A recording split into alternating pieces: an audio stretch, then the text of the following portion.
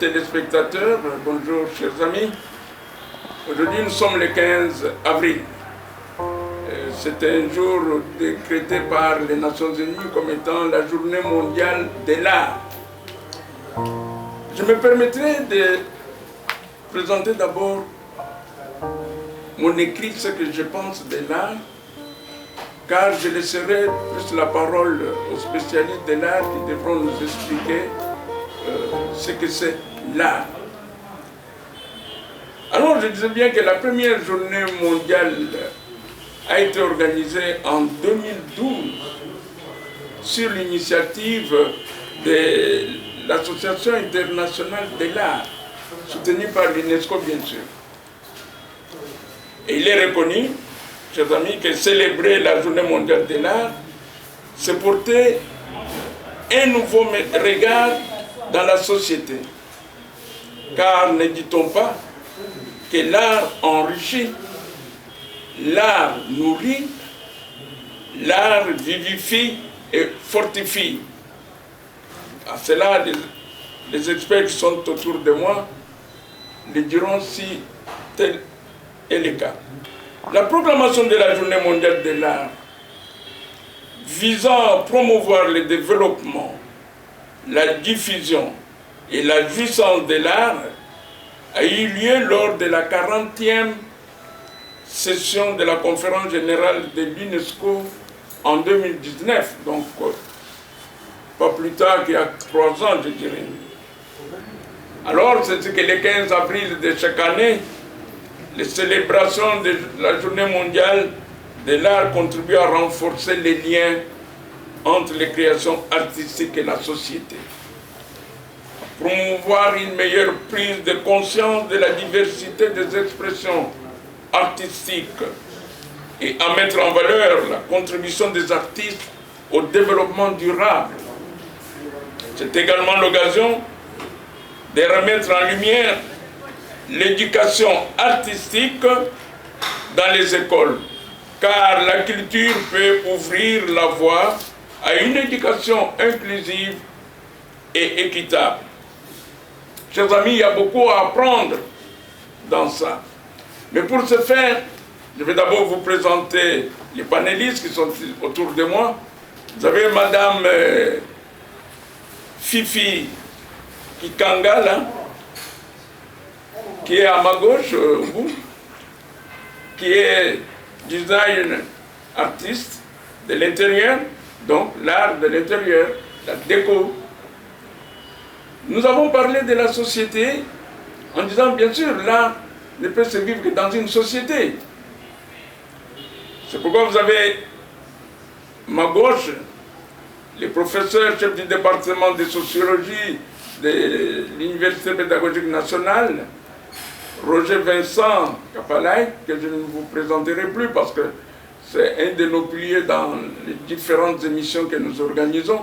Pourquoi? Parce qu'il faut toujours placer ce que nous faisons dans la société. À ma droite, vous avez Jean, qu'on ne saura même plus présenter, cinéaste de son état, donc qui est dans l'art. Et même sa façon de parler, c'est dans l'art. Donc, pour ceux qui ne le connaissent pas très bien, Jean Chaka. À côté, à la droite de Jean Chaka, vous avez le professeur Nzei Van Moussal. Quand j'ai vu ce nom, je me suis dit, tiens, il y a un flamand.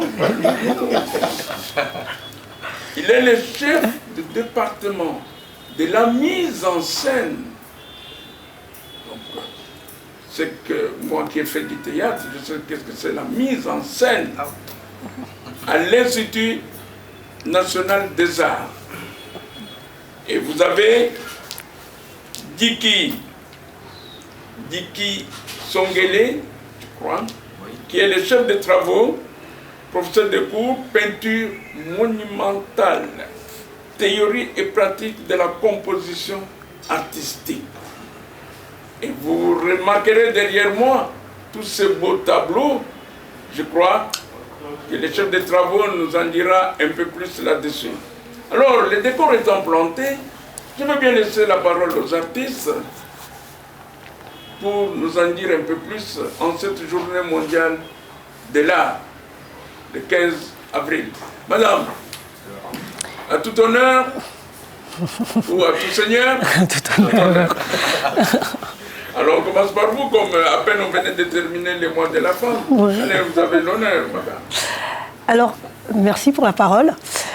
J'ai beaucoup aimé votre présentation sur l'art, mais je pense que l'art n'est pas là que pour créer le bonheur. Pour moi, l'art, il doit questionner. L'art doit déranger aussi. Oui, il doit déranger, il doit pousser les gens à se poser des questions, et l'art doit aussi faire bouger les lignes et puis bouger une société. Donc pour moi, l'art, c'est aussi ça. Ce n'est pas que le bonheur. Si au final, le bonheur arrive, c'est bien, mais nous, les artistes, on est là pour poser un décor, ne pas faire que du beau, mais transporter des messages à travers le beau, bien sûr, mais on a des choses à dire, on a des lignes à faire bouger, et je pense que c'était important de le dire, de le souligner en tout cas. Très bien, merci. Alors, cher professeur de mise en scène, oui, vous avez la parole. Oui, je dirais que... On vous dit bien que l'art ne fait pas que du beau, n'apporte pas que du bonheur. Donc, il y a aussi... Mais moi, je pense que faire bouger les lignes, ça apporte du bonheur. Ouais, mais on doit déranger aussi. On est là pour ça, nous, les artistes. Un artiste qui crée un personnage avec une tête, disons, un être macrocéphale, dans une situation donnée, peut devenir une beauté. Et la beauté, on dirait, elle est relative. Mais je dirais aussi que l'art, c'est l'expression vivante de la culture. Parce que on ne peut pas respecter un pays, on ne peut pas respecter une communauté quand on n'y voit pas de l'art, quand on n'y vit pas on ne vit pas de l'art. Lorsqu'on arrive dans une capitale et que déjà à l'aéroport, par exemple, on voit des œuvres d'art. Je parle du Mali, par exemple. Je suis à Bamako et je vois ce que je me dis, tiens, mais ça c'est un pays qui doit être culturellement riche. Quand je parle de culture, je vois le développement. Il n'y a pas de développement sans culture. Et c'est très important de le savoir. Donc, l'art est pluriel. Et notre pays est aussi très culturel et regorge une immensité d'artistes, peut-être méconnus encore. Mais simplement, il faut reconnaître que c'est plein d'artistes. Ce pays pouvait se développer parce que j'ai commis le malheur de glisser sur le développement. Ce pays peut se développer sans considérer notre sous-sol. Prenant seulement les artistes en compte, la culture, et finalement, on peut le développer. Je suis très convaincu, voire persuadé. Très bien. Professeur de peinture monumentale, qu'est-ce que vous en pensez? Merci beaucoup, et surtout à cette journée mondiale de l'art. J'avais déjà, comme on avait donné la parole à Madame, à tout seigneur, tout honneur, les sujets semblaient être un peu allés vers cette compréhension des notions esthétiques sur le beau, que j'ai le bonheur de partager avec le professeur Moukeni Sekou dans son cours de questions spéciales d'esthétique. Je pense que l'objet de l'art, c'est le beau. Rien à dire. Et ne vous en faites pas, dans les beaux, ce n'est pas les beaux. Dans la conception, vous savez, les beaux, c'est le parfait. Les beaux, c'est sublime. Les beaux, c'est ce qui nous dépasse. Et l'effort de tout homme, c'est de concourir vers ces beaux-là. La grande vérité. Et l'idéal de l'art. L'art est dans l'idéal. C'est pour cela que l'art n'est pas dans l'idéologie. L'art est dans l'idéal. Il est au concours. Il va vers la vérité. Cette vérité qui n'est jamais atteinte. Si vous l'atteignez, vous l'éteignez également. C'est toujours à la recherche. Et l'art dont on parle ici, qui vise la création, parce qu'il est à recherche du beau, la création est entendue comme la manifestation d'un monde intérieur. Tout un chacun de nous, c'est un monde. Et surtout artiste qui a la possibilité de donner la concrétude de ce monde intérieur, évidemment, l'art part de la société, vient dans une œuvre d'art, et l'œuvre d'art rentre dans la société, les sociologues, là nous en parlerons encore de plus, c'est pour cela l'art aussi a une fonction sociale, a des rôles sociaux qui répondent à ça. Mais ce que je voudrais, tout compte fait, insister sur ce que disait notre collègue artiste, Kikangala, l'art bouge les lignes évidemment parce qu'il est à la recherche du beau. Ce qui est bien, ce qui est bien, ce qui est vrai. En fait, ce qui est vrai, c'est qui n'est pas forcément toujours visible. Parce que ce dont nous voyons aujourd'hui est fonction de ce dont nous avions pensé. Et l'art, s'il est considéré dans son aspect spirituel, il a besoin des côtés techniques humains pour donner la forme à ce dont tu penses. Donc, moi je suis celui qui pense que l'art est spirituel, l'art est technique. L'art a ces deux fonctions. Parce que l'art, dans sa fonction scatologique, a la possibilité de vous amener déjà à la fin du monde. Souvenez-vous de l'œuvre de Michel-Ange, je crois, dans la chapelle de Sixtine, la création. Donc, il nous renvoie encore vers la création. Ceci dit, pour toute société qui ne considère pas forcément d'abord son art, n'est pas considérer son art, n'est pas considérer ses créateurs. Ces genres de sociétés voient l'échec. Par conséquent, excusez-moi, c'est trop fort, mais ça paraît être la nôtre. D'autant plus qu'il y a déjà des créateurs depuis avant nous. Donc on ne dira pas qu'on nous a apporté la civilisation. La civilisation, nous avions eu ça. Dans ces éléments matériels, notre art aujourd'hui avec les sciences de l'art, j'ai le bonheur, j'ai fait les sciences de l'art également. Toutes ces 9 méthodes n'arrivent pas à épuiser l'art africain. Ça, c'est notre débat. Je ne voudrais pas rentrer là-bas, mais il est question de l'art. On pourra peut-être y revenir. Merci. Je passe la parole au cinéaste. Qu'est-ce que vous en pensez, vous qui êtes dans le monde artistique? Merci beaucoup pour la parole. Mais je vais abonder dans le même sens que les amis, en disant que l'art, c'est l'expression du bien-être aussi. Tu vois, quand on voit une œuvre d'art, si on bouge les lignes, comme a dit madame, je crois qu'on va aller au-delà.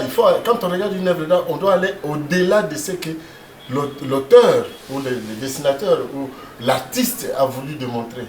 C'est-à-dire, c'est aller au-delà pour savoir le bien faire et le bien-être.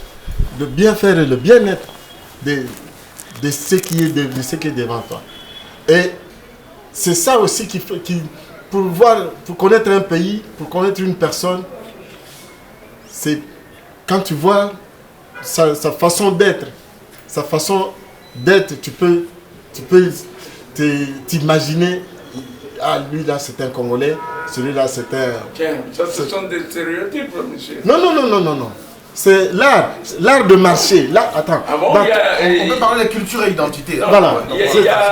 Il y a l'art de marché qui est typiquement congolais. Ou l'art de s'habiller, ou l'art de manger. On s'habille comment? Pas typiquement. Non, Ça peut identifier. Ça peut identifier quelqu'un en le regardant. Le professeur a parlé tout à l'heure. Il arrive au Mali, il voit à l'aéroport, il sait, ah ça c'est un pays culturel. Tu vois? Mais si on arrive dans un pays, on voit un danseur. Dès qu'on est dans l'aéroport. On dit que ça c'est. Voilà, on peut dire là, ça c'est typiquement congolais. Là, je suis au Congo. Donc, l'art définit l'homme. Très bien. On va passer la parole au professeur de sociologie par rapport à tout ce que les amis venaient de dire. Professeur, qu'est-ce que vous en pensez? Merci beaucoup. Merci pour la parole. Bon. Je suis arrivé ici, j'étais surpris de rencontrer les amis qui étaient avec moi. Je suis passé par l'INA. Alors, et ça a été vraiment un honneur pour moi de les rencontrer après plusieurs années. Ah oui. Alors, donc, je suis très content de partager un plateau avec eux. Je pense qu'ils ont déjà défini ce que c'est l'art. Tout ce qu'ils ont dit à soulever ici, c'est vraiment ça. On va revenir sur toujours l'expression d'un artiste, l'expression d'un homme qui a interrogé sa société et qui prend les choses dans la société, prépare et ramène à la société. moi je vais dire à ce niveau-là que l'art c'est une grille de lecture de la société. Une grille de lecture de la société, parce qu'à travers l'art, on lit la société. On lit la société, les amis ont eu à le dire, vous arrivez quelque part, dès que vous voyez une œuvre d'art, vous vous faites une idée sur les types de sociétés. Voyez. Donc, la sociologie lit aussi la société à travers l'art. C'est pourquoi il y a la sociologie de l'art, la sociologie de la culture. L'art contribue, n'est-ce pas, à la construction de la culture, à la construction même de l'identité. Parce que nous avons... au patrimoine même culturel, si on peut dire, parce qu'on va en parler un peu. C'est l'ensemble de tout ce que les artistes créent. Parce que nous devons être, avec nos amis ici, ils ont dit, il faut être vraiment réaliste, il ne faut pas être dans la philosophie.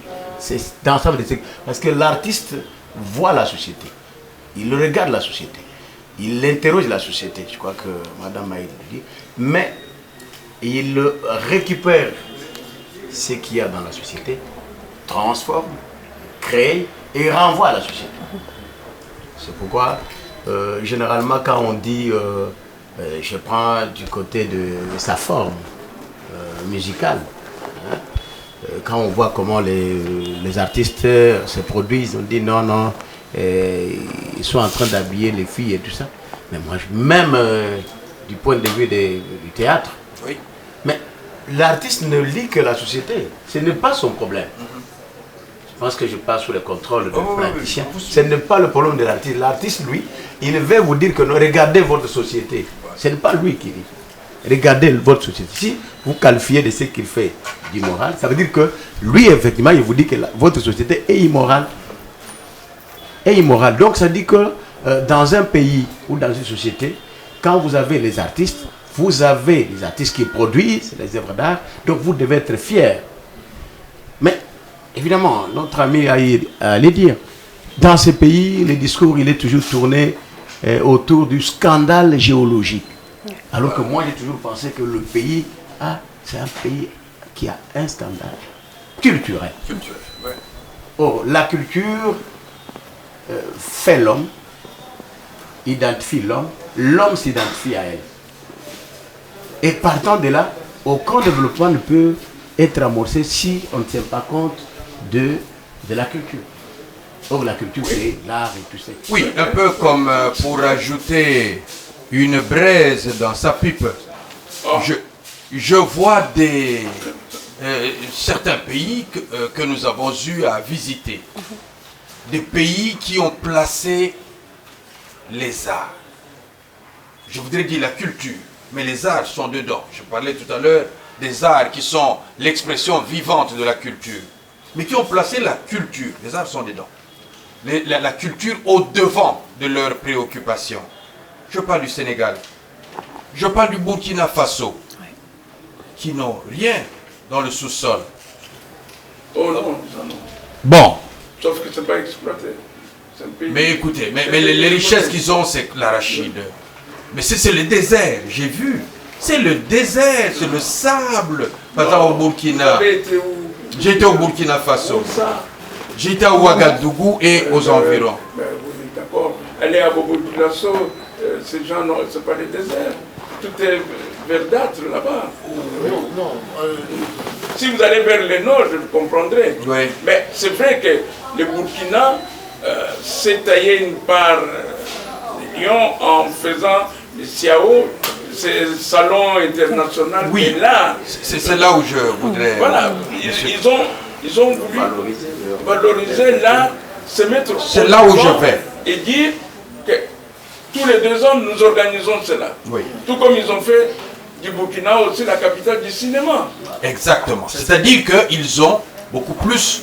Ils se sont tournés beaucoup plus vers la tête que vers le reste.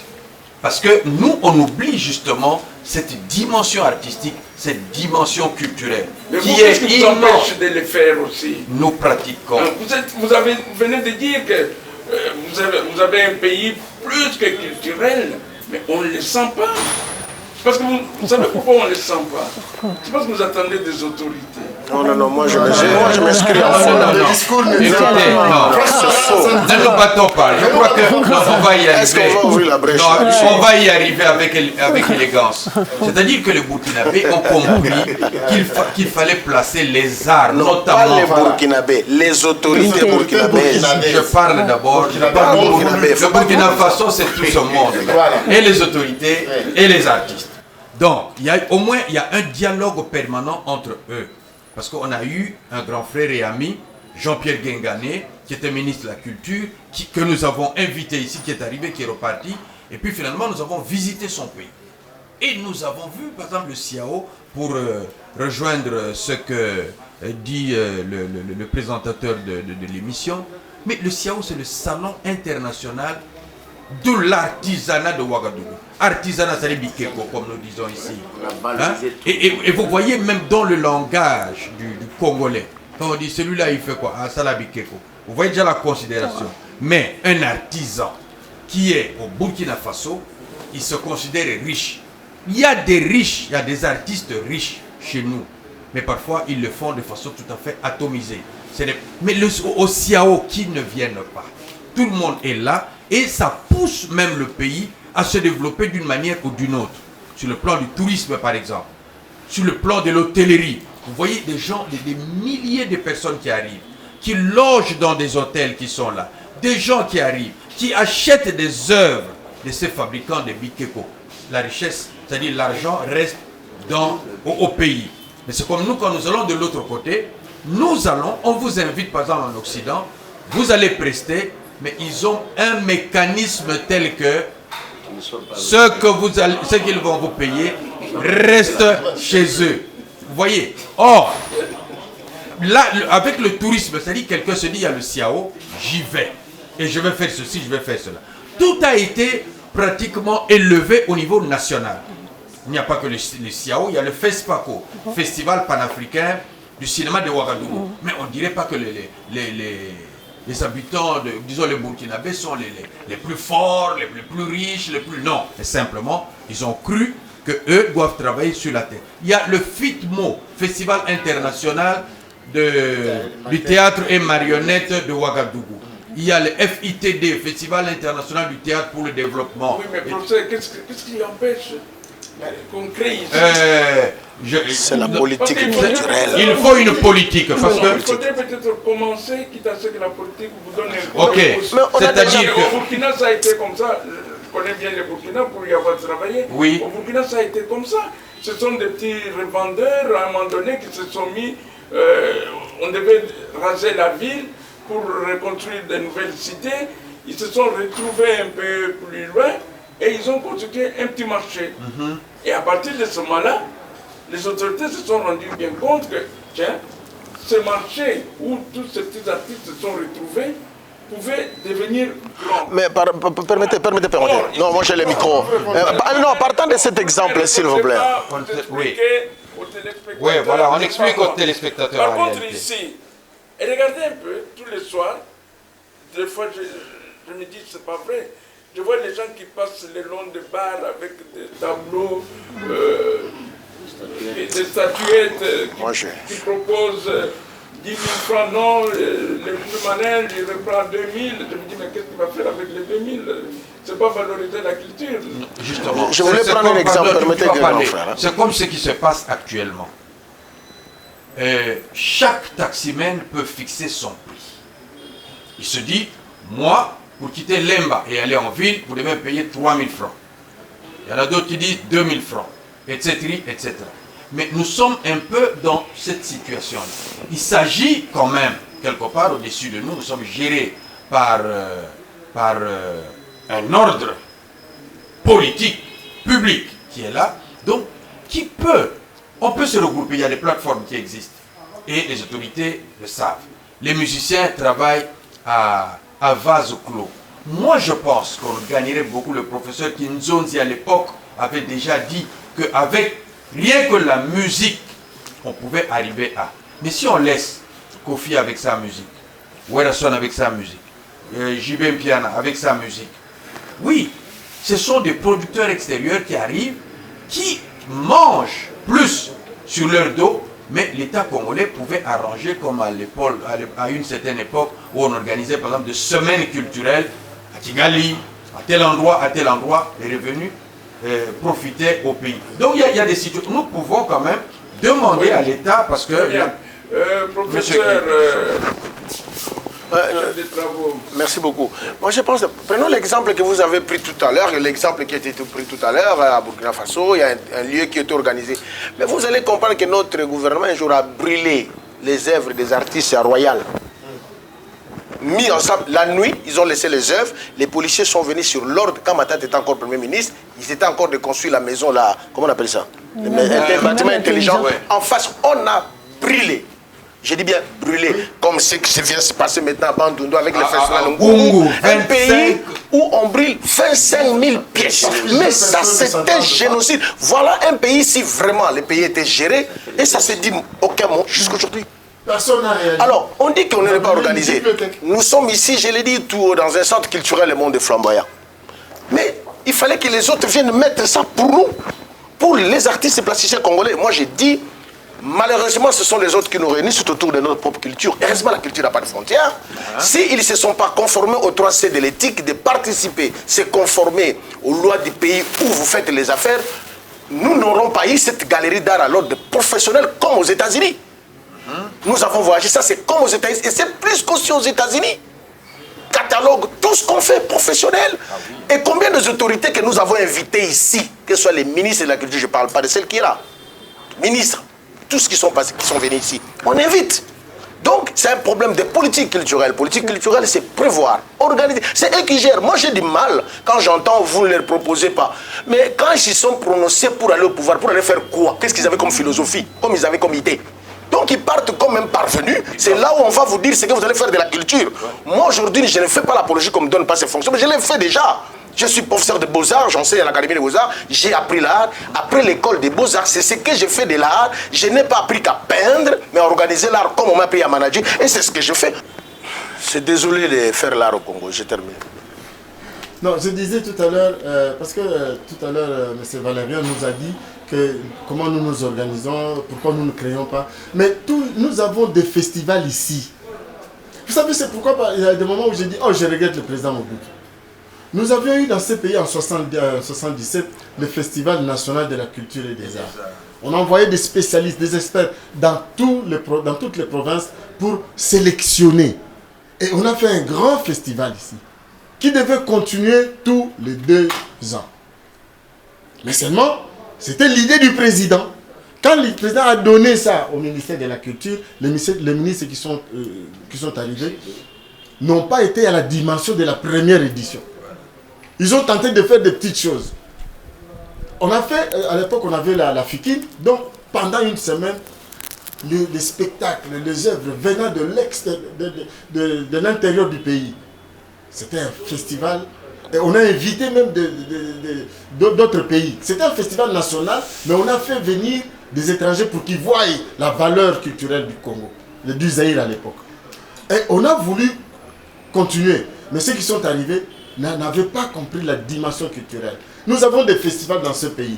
Les autres pays là, vous parlez de CIAO, mais c'est une affaire de l'État, ce n'est pas une affaire d'individu. Le CIAO, c'est une affaire de l'État. C'est devenu une affaire de l'État. Non, c'était une affaire de l'État. Non. Attends, mais je sais ce que je dis.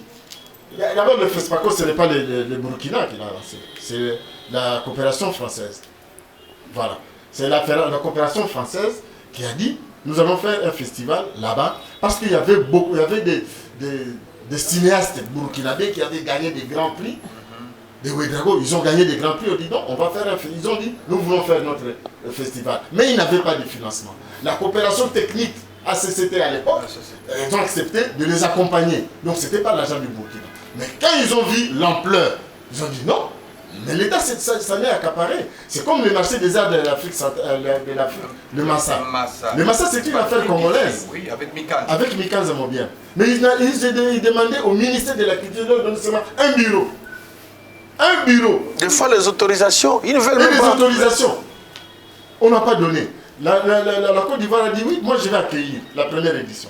Ils ont vu l'ampleur. C'est encore la coopération technique française qui a financé cette émission. Donc ici, chez nous, nous avons des festivals, mais l'État ne veut pas financer ces festivals. Il n'a pas la politique. Ok, très bien. Je vais donner la parole à madame. Mais tout en rappelant, s'il vous plaît, il faudrait qu'on revoie un peu les rôles que l'art peut jouer dans notre société.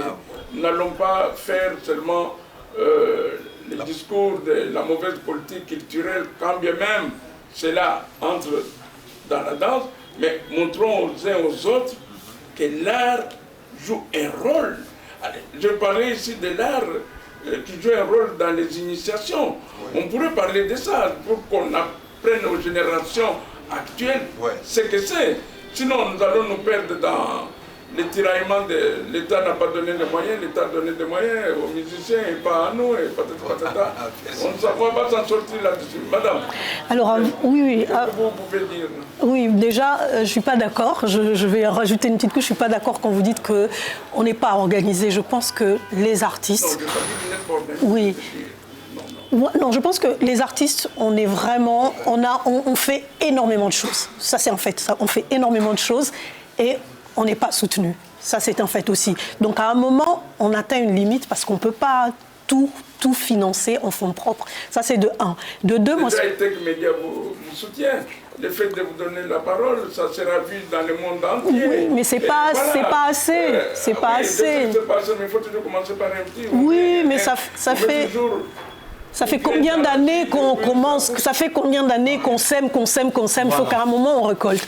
Donc, et oui, moi, la chose sur laquelle je m'insurge et que je trouve dommage, c'est qu'on a tué les rêves de la jeunesse. Les jeunes ne rêvent plus. Or, on est dans des métiers qui devraient faire rêver les jeunes. J'ai la chance d'avoir été choisie par l'Académie de Beaux-Arts pour donner des cours en design. Donc, j'ai commencé la semaine passée. Et le premier... Merci. Et j'ai été surprise par les questions que les étudiants m'ont posées. C'est qu'ils étaient très curieux de savoir si je vis de mon art. Et pour eux, c'était presque... Il a fallu que j'explique, je dis, je n'ai pas un 207 qui me fait un versement, je n'ai pas un taxi, c'était virtuel. Donc il y en a beaucoup qui viennent faire les études juste pour avoir un papier, mais ils ne sont pas persuadés. On leur a volé leur rêve. On leur a volé leur rêve. Et moi, je pense que notre travail, c'est celui-là aussi, de leur montrer nos parcours, les exemples, mais pour que ça atteigne toute la grande superficie du pays et tous ces gens-là, on ne peut pas le faire seul. Il faut qu'il y ait une vraie politique. Et derrière nos métiers, vous parlez de ce que l'art peut apporter. Par exemple, moi, je parlais de mon métier à moi. Moi, en tant que designer, moi, j'interviens dans le bien-être de chaque individu. C'est-à-dire, si vous n'avez pas un bon lit, si quand vous rentrez chez vous, je ne vous crée pas un espace dans lequel vous êtes dans un havre de paix, vous passez des mauvaises journées au travail, et voilà, il y a des répercussions. Le designer pense ergonomie, esthétique, mais comment la personne va manger, la maman qui est dans sa cuisine, qu'elle n'ait pas mal au dos quand elle prend sa petite casserole, je dois penser à tout ça, et puis je dois penser au beau, comme vous avez dit. Donc, moi, je participe au bien-être de chaque être humain. Et tant que l'État ne va pas comprendre ça, la pertinence de mon métier, ce sera vraiment dommage parce qu'il passe à côté de quelque chose. Il y a beaucoup de problèmes qu'on peut résoudre. C'est un coup d'épée dans l'eau. Prochainement, on fera appel à quelqu'un de l'État. Oui. Parce que moi, en conservant cette émission, nous nous sommes dit le 15 avril, c'est la journée mondiale de l'art. Oui. Donc, autant s'en prendre aussi aux Nations Unies et de s'en prendre seulement à vos autorités. Professeur. Comment ça? Non. Déjà, Nations Unies a créé les journées internationales de l'art. C'est ça. Et cette journée va nous permettre de réfléchir. Exact. Voilà. À quoi c'est cette journée si on réfléchit pas? S'il vous plaît, je m'adresse au sociologue. Revenons un peu le rôle que peut jouer l'art dans la société. Mettez un peu l'accent là-dessus et puis après, on pourra, dans les conclusions, si vous voulez, on critiquera tout ce qu'on voudra, de sorte que quand les gens suivront l'émission, les plus futés, les plus malins, comprendront. Ça c'est beau, mais c'est bien dit. Voilà, tu as l'air de parler. Il y a une façon de faire passer un message. Oui. Je ne sais pas. l'artiste observe la société. Il observe la société et il voit tout ce qui est, même le mal qui est dans la société. Et je venais de le dire tantôt, il prépare un message, il renvoie à la société. Je l'ai dit ici, que généralement on pense que l'artiste est en train de braver le mœurs, alors qu'il est innocent. Lui, il est en train seulement de dire, regardez l'image, il vous renvoie à votre image. Et alors, donc, si on ne peut pas saisir cette image-là, donc on ne saura pas saisir l'importance de l'art et de l'artiste. Si les autres pays, comme ils sont en train de le dire, ont compris le rôle de l'art et de l'artiste, eh bien, ils ont commencé à s'organiser pour pouvoir valoriser cet art. Mais il faut que dans les esprits de Congolais que nous sommes, dirigeants tout comme dirigés, nous puissions savoir que l'art, aujourd'hui, contribue à la construction du patrimoine culturel. Ce qui est patrimoine culturel, c'est ce qui est identité nationale. Ce qui est identité nationale, c'est ce qui est cher, ce qui est partagé par tous. Et quand c'est partagé par tous, c'est transmis aussi de génération en génération. Si eux, les artistes, commencent à mal, s'ils n'utilisent pas, ils tombent dans la philosophie de l'art pour l'art. C'est-à-dire si l'art ne peut pas jouer son rôle, alors ils vont tomber dans la philosophie de l'art pour l'art et par conséquent, la société est détournée. La société est détournée. Donc l'État a le devoir de pouvoir regarder et canaliser, pourquoi pas, construire une politique ou des politiques culturelles capables de pouvoir, n'est-ce pas, élever à la dignité l'art, l'artiste et les œuvres d'art. Alors, de ce point de vue, on pourrait espérer le développement. Parce que je l'ai dit ici, rien ne peut pas se faire si on n'a pas comme sous-bassement culturel. Donc, la culture. Alors, je veux ajouter un élément. Autant, je l'ai dit, autant on évoque ici la responsabilité de l'État. Autant on évoque la responsabilité de la population, de la société. Regardez, je prends la forme musicale de l'art. Vous avez vu que l'art permet, le rôle, c'est aussi de faire rayonner l'identité et l'image d'un pays ou de son identité. Mais aujourd'hui, il l'a dit ici, autant on a brûlé les œuvres d'art ici, autant les Congolais se sont ligués à l'extérieur pour étouffer les rayonnements de la culture et par conséquent du patrimoine culturel congolais. Les musiciens sont pas capables. À l'époque, évidemment, ils étaient en train on voyait que ça c'est vraiment les Ndombolo du Congo. Qui colonisaient le monde. L'Afrique, Papa Wemba a colonisé le monde avec son style. Et ça, c'est très important du point de vue de relations culturelles internationales. Mais ça joue beaucoup. Nos ambassades qui sont à l'extérieur, mais les conseillers culturels d'ambassade jouent quel rôle? C'est à travers l'art aussi qu'il faut faire rayonner les valeurs culturelles nationales. Nos villages se meurent. Comment voulez-vous que la culture de l'art se répande puisque les villages se meurent? Je vous ai parlé ici des rôles que jouerait l'art dans les initiations, par exemple. Mais c'est là où je Oui, voilà, justement, c'est pourquoi je reviens encore là-dessus pour dire, revoyons-nous, parce que nos villages se meurent, Oui.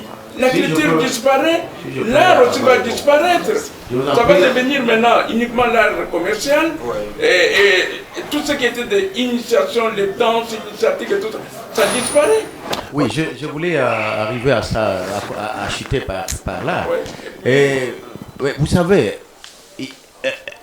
dans nos villages, tout ce qu'il y a eu comme création artistique, vous savez, aussitôt la colonisation arrivée, on a commencé, j'ai même lu un article sur les pillages de l'identité culturelle congolaise. Donc ça dit qu'on a fait tout pour recenser toutes les œuvres d'art à travers nos sociétés. Et alors décourager les artistes pour dire que non, Quand on fait l'art, c'est du paganisme. On a commencé déjà à étouffer l'art, même par les colonisateurs. Nous, là, nous venons maintenant emboîter les pas. C'est l'État qui ne veut pas s'intéresser. Nous venons emboîter les pas. Parce qu'à l'époque, ces œuvres-là jouaient un grand rôle dans l'initiation de jeunes, tout jeunes, etc., dans la préparation dans la société des jeunes qui venaient à la vie, n'est-ce pas? Et alors aujourd'hui, là, on a dit que non, tout ça. Mais l'Église qui a accompagné le colonisateur est venue s'asseoir.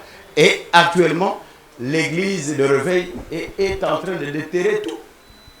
L'Église de Réveil déterre tout. L'Église de Réveil peut voir, vous voyez nos frères ici qui sont en train... Non. Les tableaux comme ça, on qualifie de diabolique. Oui, c'est diabolique. Non, le tableau, et on décourage totalement. Oui, merci. Oui, je voudrais rejoindre M. Valérien. Il a parlé de l'initiation. Et je suis content de comprendre qu'il a fait du théâtre aussi comme moi. Et donc, vous voyez, à une certaine époque, dans des écoles, il y avait du théâtre. Et lorsqu'il y avait des fêtes religieuses, des fêtes patronales au niveau des écoles, où il y avait le passage d'une autorité, les élèves présentaient une scénette et tout ce que vous voulez. Ça veut dire que l'école était là et véhiculait ce genre d'initiation. On était initié. Et celui qui jouait dans la troupe théâtrale de l'école était considéré autrement au niveau de cette école-là. Aujourd'hui, les enfants, même dans les villages, quand on dit théâtre, quelle est l'idée qu'ils se font? Pour être venu une fois à Kinshasa, ou lorsqu'on regarde par exemple à la télévision, les journalistes affichent théâtre. Est-ce que ce qu'on affiche est théâtre? Ça aussi, c'est une part de... Et vous l'avez dit d'ailleurs dans votre mot introductif, qu'il était important qu'au niveau des écoles, l'éducation artistique puisse figurer au niveau des secondaires, au niveau même de primaire. Pourquoi pas? Parce que aujourd'hui, je me présente comme étant un metteur en scène, mais je crois que ce n'est pas arrivé au hasard. Le talent, il est inné, on le dit. Mais je crois que j'avais senti cela déjà très jeune. Je commence à le pratiquer pratiquer le théâtre au niveau secondaire. Je tombe dans une troupe qu'on appelle le théâtre du Petit Nègre, créé par Norbert Mobien Mikanza. Et puis finalement, je cherche où je devais parfaire et j'arrive à l'INA. Et puis finalement, c'est le monde qui m'ouvre la porte pour parfaire mon art. Donc, je pense qu'aujourd'hui, on devrait cesser de montrer à tout le monde que l'image tronquée du théâtre. Lorsqu'on voit quelques troubadours, quelques clochards à la télévision qui font ce qu'ils font, le Congo ne doit pas faire exception. Le théâtre, le Congo doit répondre aux standards internationaux. Qu'est-ce qu'on appelle théâtre? Je le définis en un mot, en une demi-phrase. C'est le direct, avec des acteurs qui agissent et des spectateurs qui réagissent. Le théâtre, c'est l'art vivant. Ça veut dire qu'on regarde, on voit, ce n'est pas un art en différé, c'est un art en direct. Les acteurs sont là, les spectateurs sont de l'autre côté, dans un cadre approprié. On peut jouer, on peut faire aussi du théâtre dans un rond-point ou tout ce que vous voulez, mais c'est un cadre qui est aménagé pour recevoir les spectacles. Donc, il y a une nécessité, une rigueur d'avoir, une obligation d'avoir des acteurs et des spectateurs. Art vivant, ça veut dire qu'on peut toucher l'acteur. On peut sentir son haleine. On peut le voir transpirer. Mais le reste que nous voyons, c'est à la télévision, c'est des télédramatiques. Je veux que la presse nous aide. Parce que notre art est mal conjugué. Et donc dans la tête de tout le monde, et on met ça même dans la tête des autorités. Nous sommes là, il y a des tableaux derrière nous. C'est un beau salon d'exposition. J'avoue que je ne savais pas quand on m'a dit C'est à la TMB, j'ai cru qu'on venait nous distribuer l'argent. Je me suis dit, ça c'est bien. C'est les centres culturels au sein de la TMB Ouais. qui l'ont mis pour la promotion des arts plastiques. Donc, mais la galerie s'appelle Le Monde des Flamboyants. Donc ils pensent que les Congolais, ils ont cette dextérité, l'art en eux, avec leurs pinceaux, ils peuvent... Ah ouais, alors, vous pouvez nous en parler un peu? Oui, évidemment, mais... Moi, ce qui m'a le plus frappé, c'est ce monsieur en cravate avec la couronne des rois. Je ne sais pas si c'était un roi à Caen ou un roi Tégué. L'expression de cette œuvre, l'œuvre de Pacheli Kahambo ici, il a voulu montrer que nos autorités, bien qu'avec leurs attributs du pouvoir et leurs vestimentaires modernes, ils sont couilles. Ah, ils sont cousus. Mais c'est ça, vous n'avez qu'à regarder, l'expression passe direct claire, une critique comme disait tout à l'heure ma collègue, évidemment aussi la société, si vous ne voyez pas, Madame Kikangala, donc tout à l'heure, donc il faut bouger les lignes. Je voudrais revenir là-dessus, évidemment, en progressant, que tout à l'heure, on a parlé que nos sociétés traditionnelles se vident dans nos villages, l'éducation. Non, le travail continue, mais on ne fait plus attention parce que la politique encore qui devait faire l'apologie de cela, donner les possibilités, les moyens qu'on ait des centres culturels là-bas, des lieux de rencontres comme le festival de Ngungu qui s'effrite comme ça, parce qu'il n'y a pas cette politique. Mais aujourd'hui, l'art a le rôle avec l'éducation, avec la politique, avec la religion, avec l'économie, avec le social. Donc, dans le rôle social de l'art, l'art aussi a cette possibilité de rapprocher même les opposants les plus farouches tout autour du Rwanda. La religion. Évidemment. Oui, c'est-à-dire l'art. Le professeur vient de nous dire qu'il y a certaines religions qui dénaturent même la question de l'art. Il fustige, mais il n'a pas refusé ça.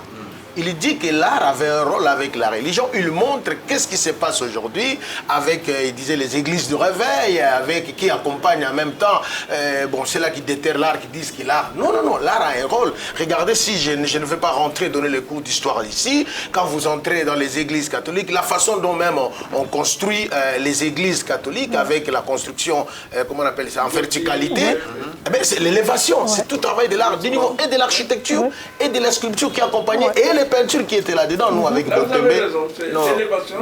Voilà. L'élévation, c'est le côté spirituel. iceberg qui s'appelle Entre terre et ciel.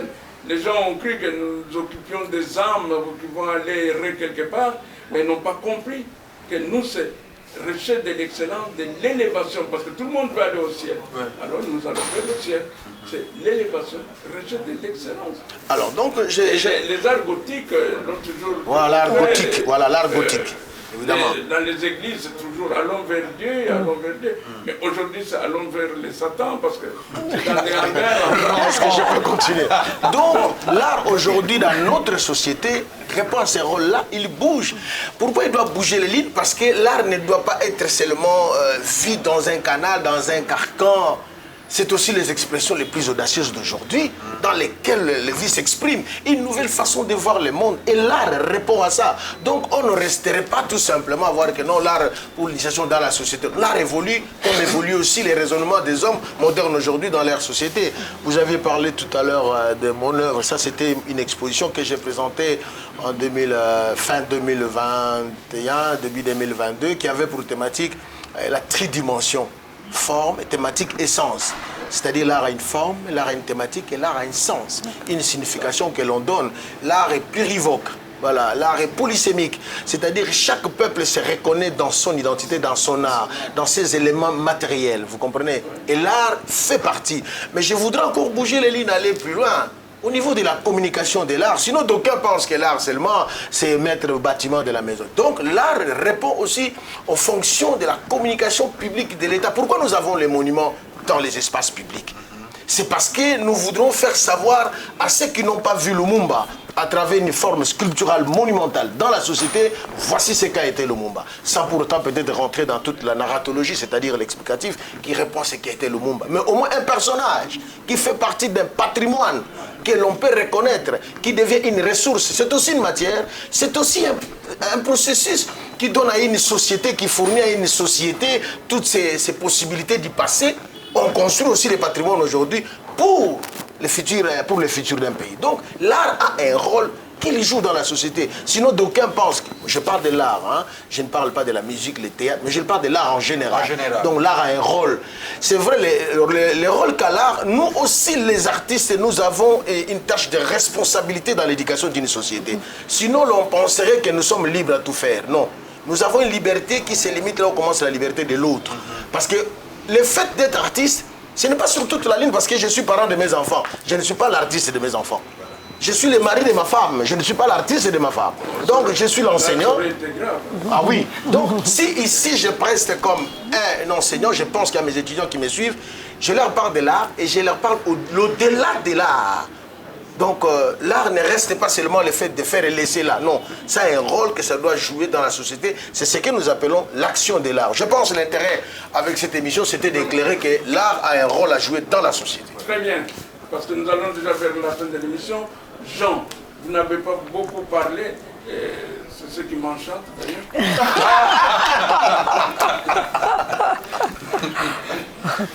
Parce que le professeur vient de dire quelque chose de très bien. Vous, les cinéastes, c'est vrai que parfois, c'est fatigant de regarder un petit film ou un théâtre, je ne sais pas si à la télé, hein. Parce que les thèmes, vous posez d'abord la question, quel est le thème que vous développez, et comment vous vous exprimez, c'est aussi la problématique des artistes.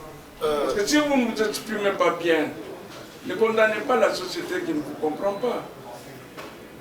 J'ai dit, je ne cesserai de le répéter, depuis 20 ans, on nous a volé, depuis plus de 20 ans, on nous a volé notre art. On nous a volé notre culture. Ça dit depuis 20 ans, le Congo n'est plus culturel. Ça dit il y a une forme. En fait, quand je parle, on a perdu l'excellence.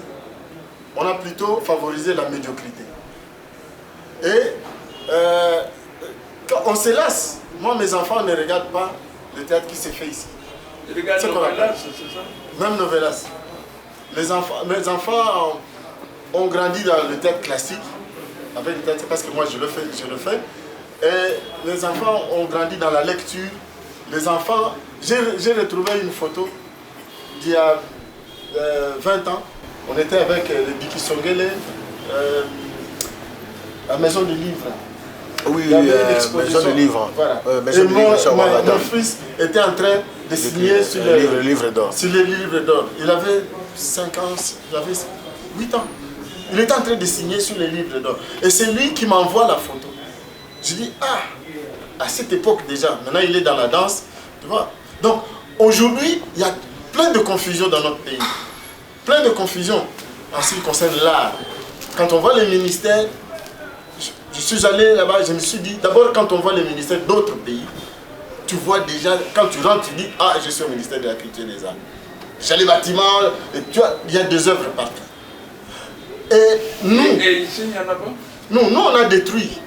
Nous on a détruit. Mais c'est vrai. C'est ça justement.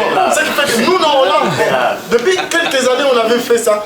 Regardez, un enfant, un jeune qui avait repris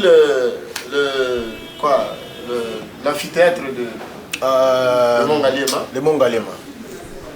Et nous, ayant dans notre tête l'art de détruire, l'art de contribuer. Festival Toseka. Allez, les gens sont venus, non? Vous avez ce festival-là, non? Ben oui, l'État n'a pas, l'État a tué ce festival, à détruire ce festival. Donc, c'est ça justement. Les artistes ils font tout pour relever. Si aujourd'hui on parle du Congo, sur le plan artistique, ce n'est pas l'effort de l'État, c'est l'effort de ces artistes. Non, exact. Lui, quand j'ai vu Freddy Nsimba est en train d'exposer en Allemagne, mais c'est gigantesque. Quand je vois le nombre de gens qui vont à son exposition, ici chez nous. Mais pour faire sortir les œuvres ici, c'est un problème. Ça commencerait, comme disaient les professeurs, ça commence par l'école primaire, c'est ça justement. L'initiation. Mais c'est toute une politique. C'est toute une politique. C'est une politique. Depuis un certain temps, le théâtre à l'école, ça ne se fait plus. Mais, je pose non. Le comité des parents dans les écoles Mais les comités des parents peuvent bien demander au directeur d'une école d'inscrire... Non, le programme. Non. Les propriétaires de l'école, pardon, il va dire non, moi je ne vais pas prendre un artiste seulement pour les payer, enseigner aux enfants de l'art. Non, il peut le faire autrement. Voilà. On invite un troubadour qui arrive, par exemple, lors de la journée, on dit journée culturelle.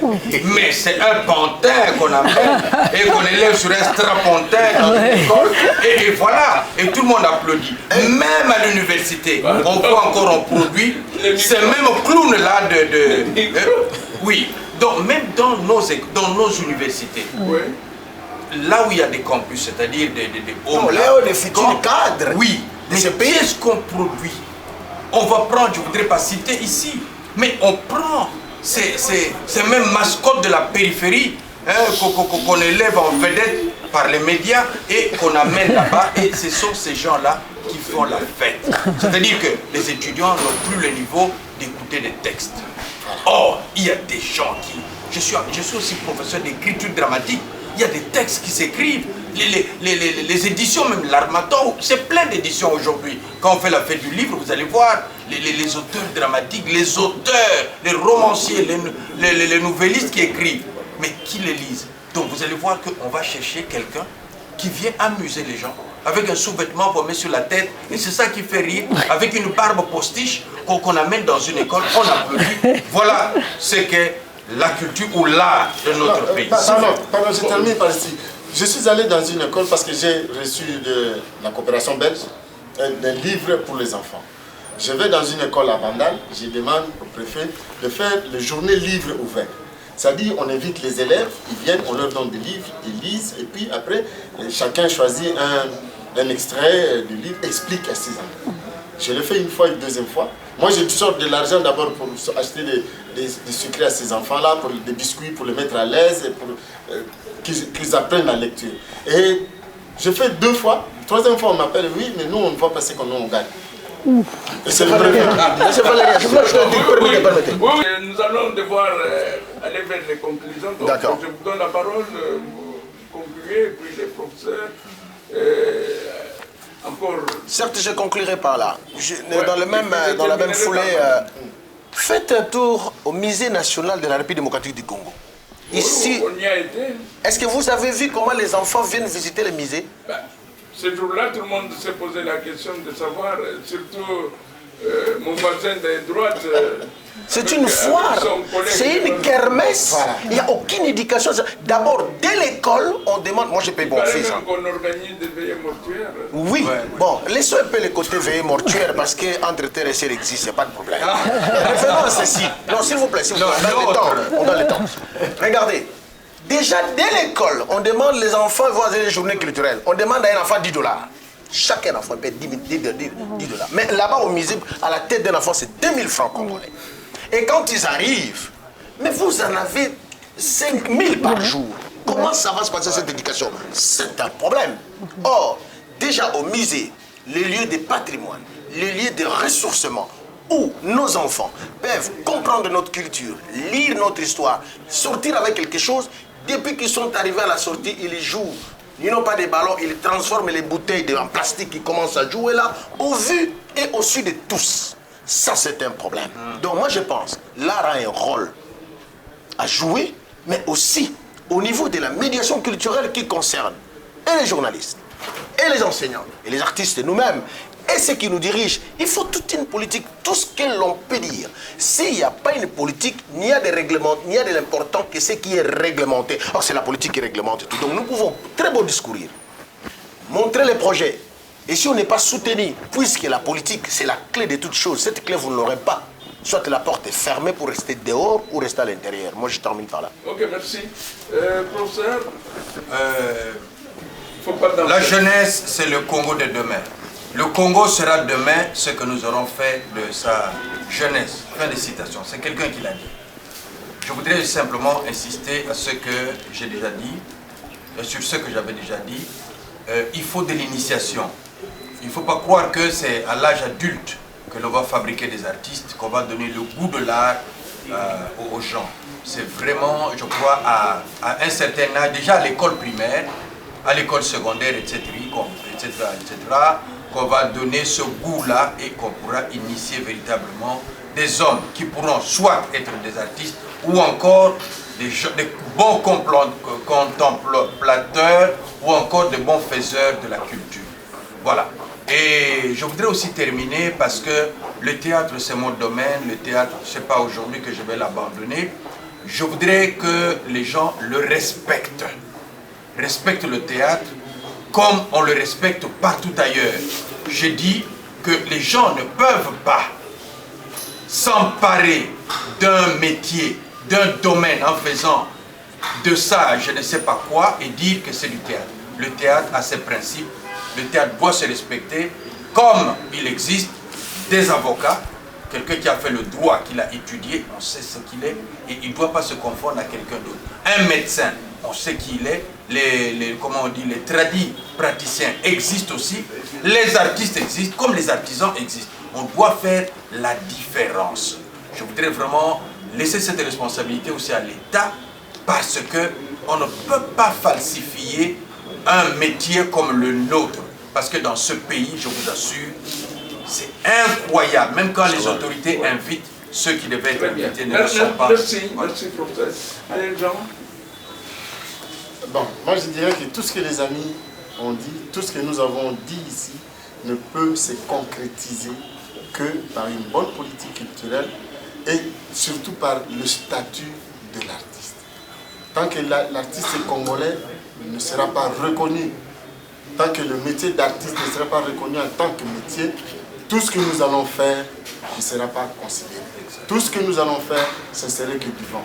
Donc il est grand temps qu'on y réfléchisse vraiment à haut niveau pour que le Congolais soit respecté dans tout ce qui s'est fait au niveau de l'art et surtout de sa culture. Merci. Merci beaucoup. Tout en partageant le même mot avec mes amis, je voulais insister sur le fait qu'on ne puisse pas se perdre. Autant on parle de l'art, on doit parler aussi des artistes. Mais si on parle des artistes, considérant la multidimensionnalité de l'art, on voit que l'artiste, c'est qui? C'est celui qui crée l'œuvre de l'esprit. Or, quand on voit ceux qui créent l'œuvre de l'esprit, ce n'est pas nécessairement les artistes du domaine de la musique, du domaine du théâtre, mais il y a aussi le professeur d'université, donc les enseignants. Les professeurs des universités, les enseignants de l'école primaire, etc., qui sont aussi artistes, donc dont les œuvres doivent être, n'est-ce pas, respectées. Donc, la responsabilité ici, c'est, nous venons de le dire, et on insiste là, c'est l'absence des politiques publiques de l'État en la matière. S'il y a des politiques publiques de l'État en la matière, je crois que même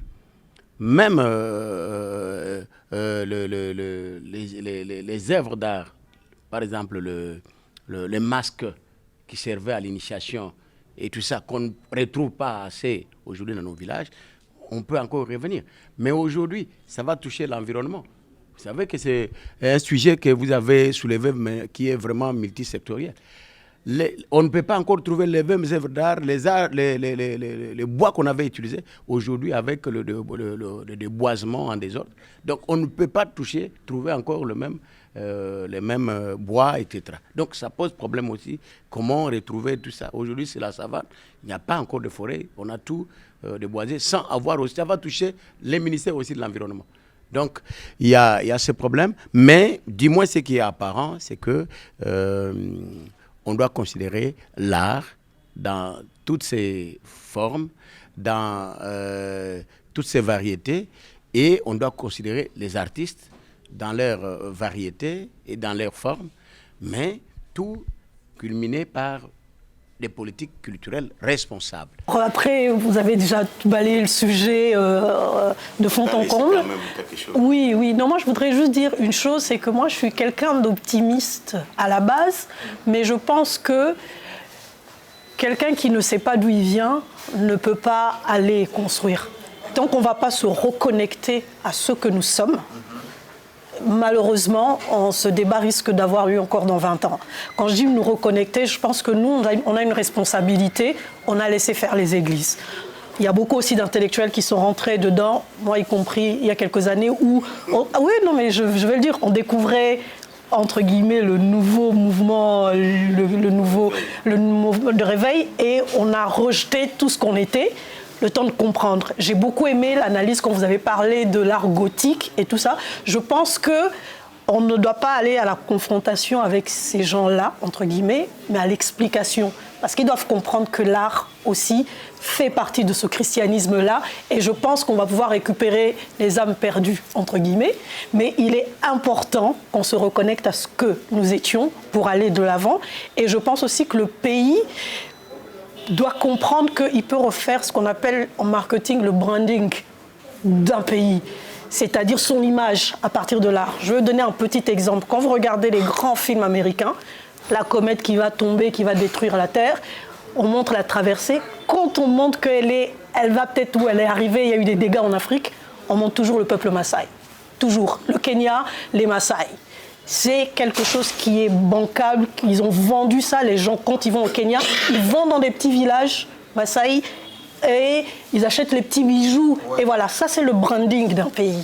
Et tant que les autorités ne vont pas comprendre qu'il n'y a pas que le diamant, l'or et le coltan et tout ce qui va, mais ils peuvent vraiment refaire le branding de ce pays et le vendre. Ça, c'est bien, c'est bien. Je pense. Merci beaucoup, Alain. Chers téléspectateurs, nous arrivons à la fin de cette émission. Vous avez suivi vous-même l'intérêt qu'il y a. Or, si je laisse la parole aux artistes, comme je vous l'ai dit, nous en avons jusqu'à minuit, parce qu'ils ont l'art de parler. Et cela dit, l'artiste ne rend pas triste. Chers amis, merci beaucoup.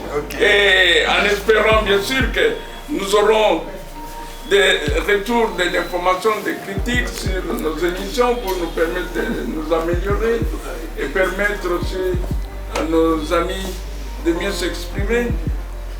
Et cela dans l'intérêt, bien entendu, de la nation. Merci.